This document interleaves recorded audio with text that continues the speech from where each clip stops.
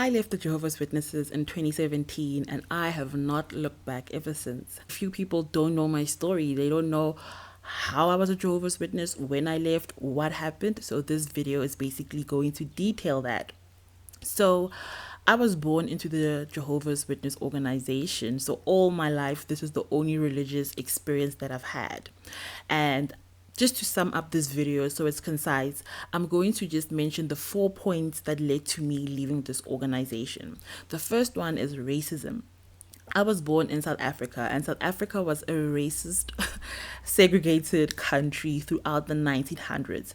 We were living under apartheid regime. So basically what you're seeing in that country that's going through war, we were going through that as well in South Africa. Not to that extent, but just as bad. And we were only liberated in 1994, and I was born in 1993. And when I was born in 1993, things were not looking good at all. Just the month before my birth, Steve Biko had been assassinated. And for those that don't know Steve Biko, he was supposed to be Nelson Mandela, essentially. And he was adamant that when he becomes president of South Africa, he's going to make sure that everything that was taken away from black people, African people, was going to be returned, such as our land, our economy, and everything.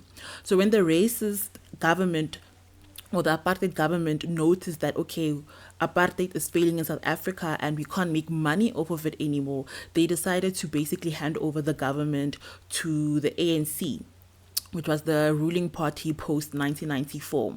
And before they did that, they made sure that Steve Biko was out because he was going to ensure that white people who came here to colonize do not get a hand in the new South Africa, essentially.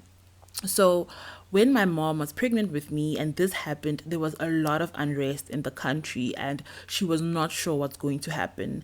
Fortunately enough, she had such a sweetheart of an employer who I love so dearly, this white woman. And I say white woman because South Africa has a lot of racist people, and whenever you encounter just people who are kind and caring and actually concerned and actually want to tell the truth and treat everyone with kindness, you need to really hold on to those people. So this lady, she always spoke out about the injustices that black people went through, especially at a time where it wasn't common for white people to speak up. So she ensured that my mom had a safe delivery by having my mom stay with her. So when my mom was giving birth to me, it was only natural for her to essentially go through postpartum depression because so much was happening in and around her, the world. And also, I am the last born of our family. I am one of 6 children, the last born. So my mom, I know this, she didn't want to have me, unfortunately. And this is something I've actually had to deal a lot with in therapy because to not be wanted is just a very painful thing. But I understand that it wasn't because she didn't necessarily want me, but motherhood is just such a big job. She understood that this is another 18 years I have to dedicate to another child. So I understand whatever it is that she went through. And the Jehovah's Witnesses also understood this very well because they used this opportunity to basically take advantage of a woman who just needed help. My mom was recruited actually by our neighbor, who is still a Jehovah's Witness till this day, and my mom as well. And we're very close with the family. Fortunately, we have a good relationship, so that's all okay. But that racist South Africa I was telling you guys about was also very much well and alive within the Jehovah's Witness organization in South Africa.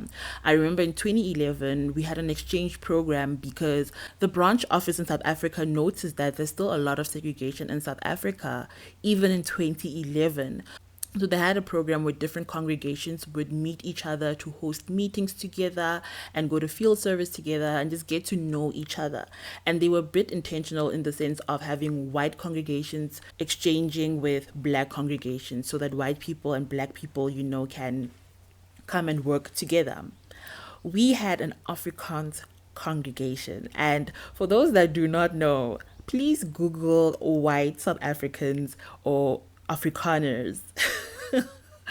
Those are the worst of racist people because they are so entitled and they really, really dislike black people.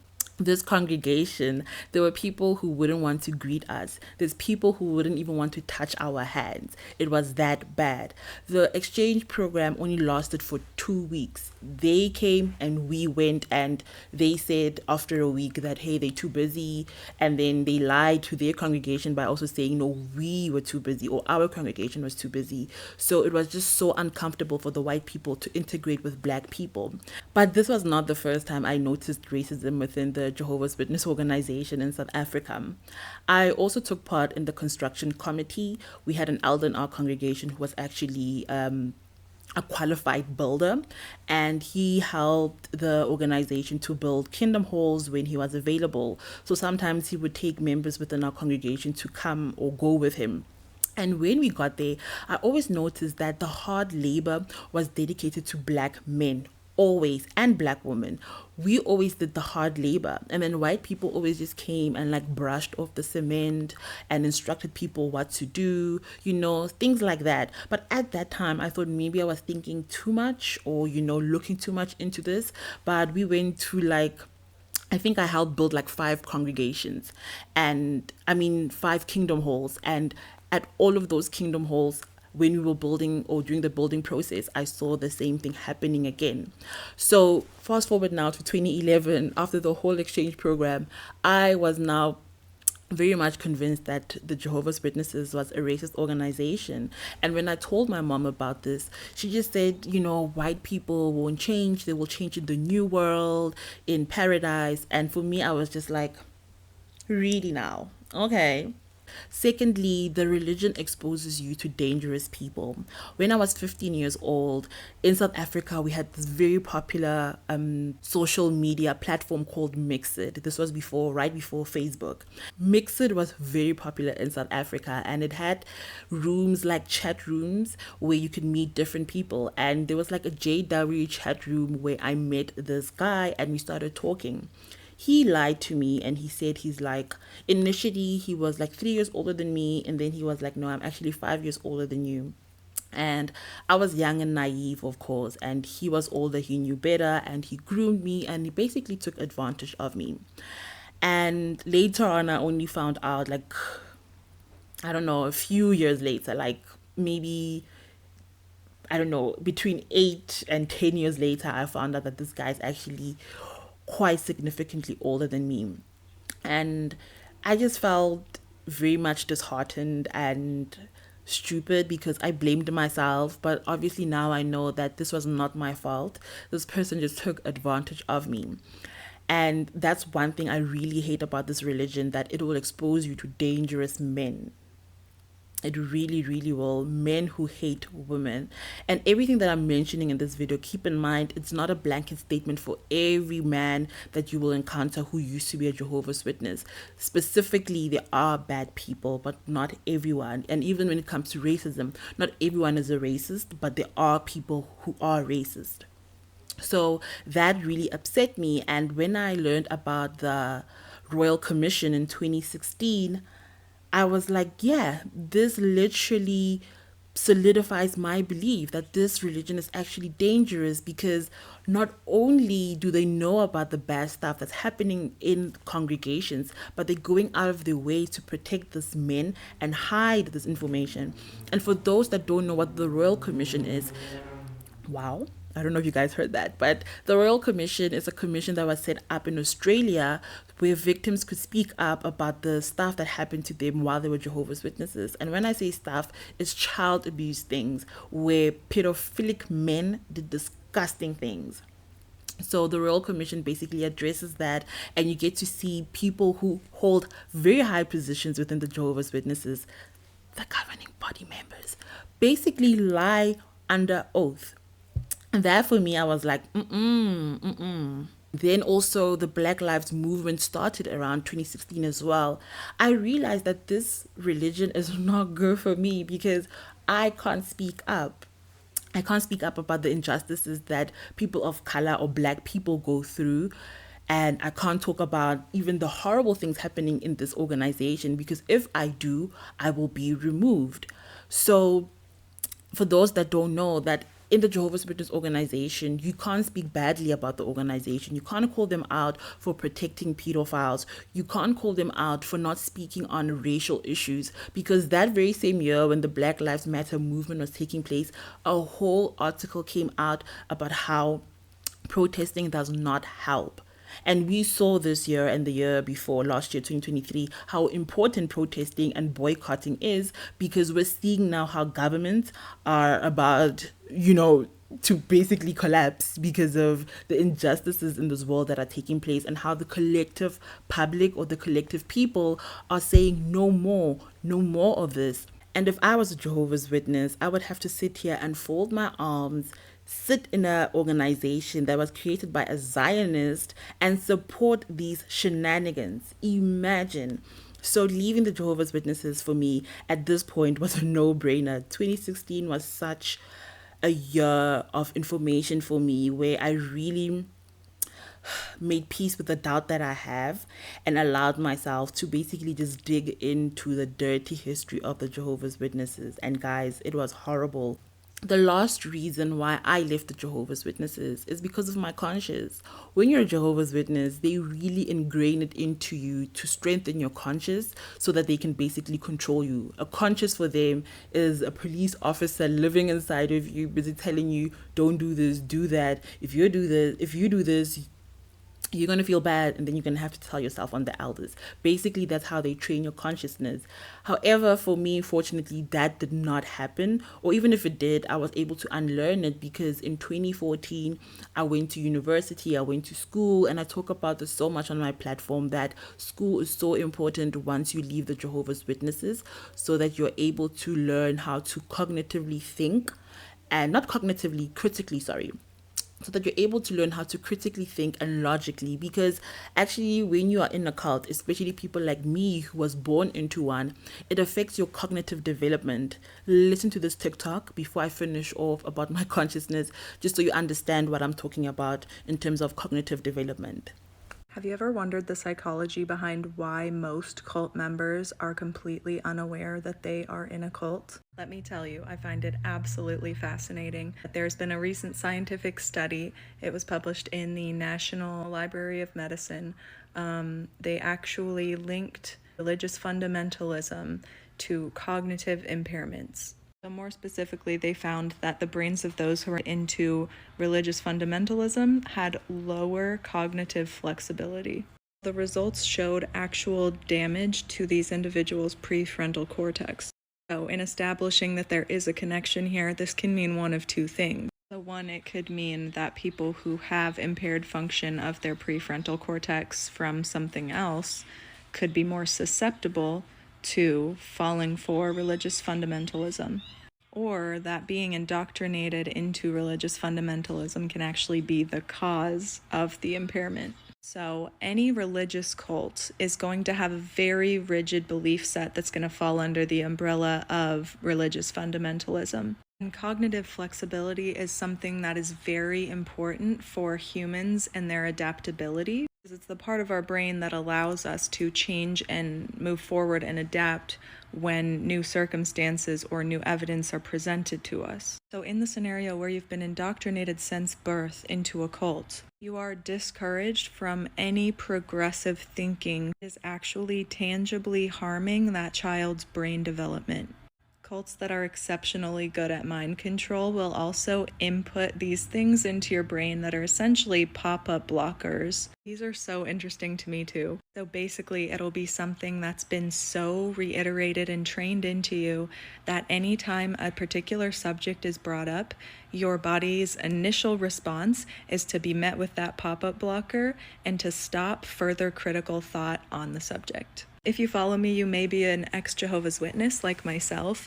And when I learned about thought-stopping critiques and I started to think about all of the ones that were used on me, I came up with so many examples. So for all cases of people who are active members in cults and are completely unaware that they are an active cult member, they are in the least lacking critical thinking abilities, but in the most, they may be actually cognitively impaired.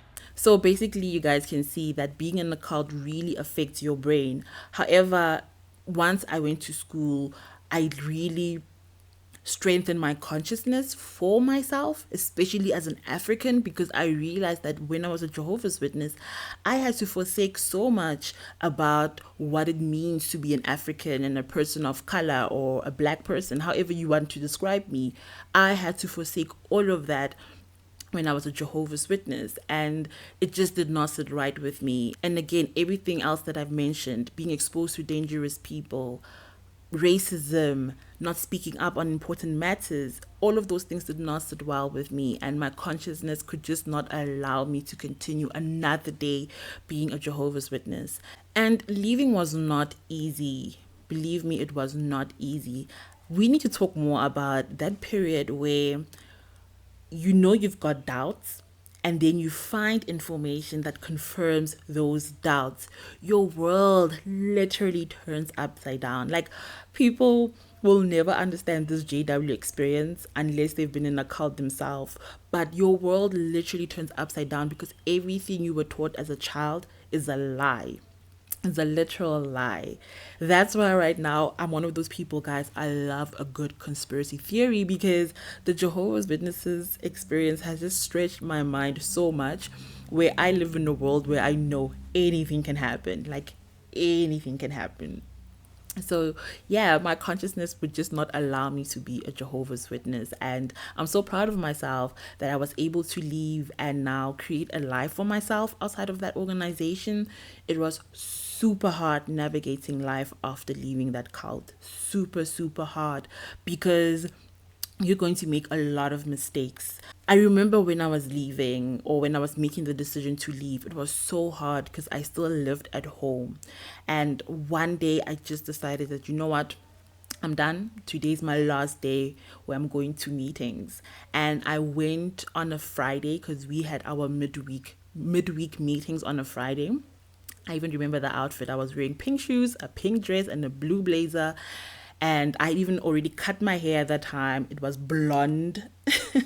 So I was physically already out, but I went there and I knew that was my last time. I left while living at home, and my mom was so upset with me because on Sunday, just 2 days later, they woke me up to go to meetings and I just wouldn't wake up. I said, nope, I'm not going. I was just so depressed, and I just leaned into my depression and became just so selfish. And I told myself, I'm not going to do anything that I just don't want to do anymore. And if you're someone who has gone through depression, you know that when you go through it, you just don't want to do anything. So I just didn't care anymore. My mom stopped talking to me. My dad stopped talking to me while living with them, even though I hadn't written a letter to the congregation or anything. Till this day, actually, they don't know. Like, I'm just inactive. So it was quite challenging, but my parents eventually came around and now they're very supportive. While my mom is very supportive, my dad passed away last year.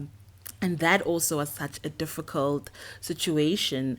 Once you lose a parent to death or a loved one to death, once you've left the Jehovah's Witnesses, it's easy to leave once the Jehovah's Witnesses and not really figure out your spirituality or what you believe in. But once you lose a loved one, all of a sudden it just comes rushing back, and it's almost like you have to make a decision on the spot.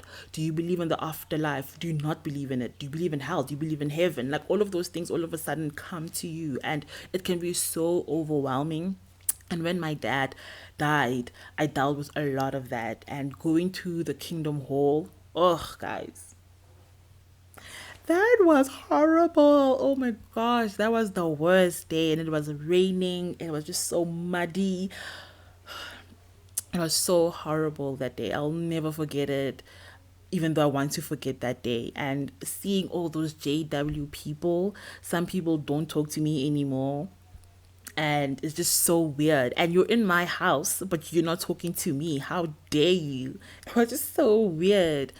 Like, going back to my hometown after leaving the Jehovah's Witnesses is always just such a weird experience because some people are shining me, some people are not. I don't really care, but you do feel some type of way because I grew up with these people.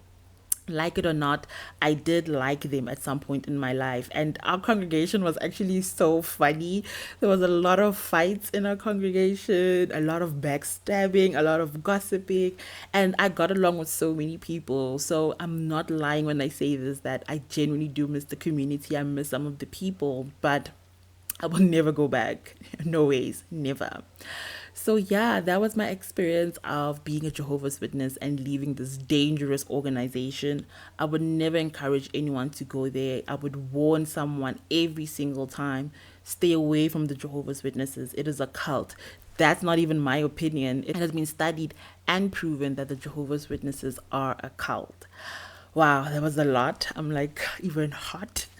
But I want to thank you all so much for stopping by to just listen in on my story on how I was a Jehovah's Witness and how I lived. Oh, yes, I do want to mention this, that because I was born into this religion, for me to leave, I didn't need to know about Bible verses, whether they got doctrines wrong or they interpreted Bible verses the wrong way. That to me actually never mattered, because I never really made the truth my own. I was just born into this religion. So for me to actually leave was me taking control of my life. That was me deciding for myself what actually works, what doesn't work in my life, what do I actually believe in and what I don't believe in. So for me, it was never about the Bible verses. For me, is what type of person am I becoming in this organization? That for me was so important. And I was noticing in my life that I am not becoming someone who I have aspired to become as a young girl. I'm becoming someone who I don't like, someone who's very judgmental, someone who's very distrusting of people. And when you distrust people, you also start moving funny because you don't trust anyone and you're always judging people. I know I've said this, but when you're a Jehovah's Witness, you're so judgmental of people, and I hate that so much, because people are going through whatever it is that they're going through, and no one has any leg to stand on to judge other people. And yeah, like everyone was just always constantly concerned with other people and what they were doing in their lives. Like it felt like we had no anatomy or control over our lives, and I just wanted more control over my life. Specifically, I wanted to do things that really mattered to me, things that I actually cared about. So leaving the Jehovah's Witnesses for me was a no-brainer eventually, after I had read through JW Facts, talking to a colleague who turned out to be a Jehovah's Witness in 2016, where we worked in the same company, and we both learned about the Royal Commission at the same time. Or I think she taught me, I can't remember, but we actually helped each other to leave. And I was very, very lucky in that instance as well, to have a buddy or someone I can leave the Jehovah's Witness organization with. We didn't leave at the same time. However, we did support each other when we left. So yeah, a lot of rambling, but I hope you guys enjoy this. Talking about JW, honestly, for me, is so enjoyable. I can go on and on, but yeah, I will see you all in the next one. Thank you so much for watching. Bye.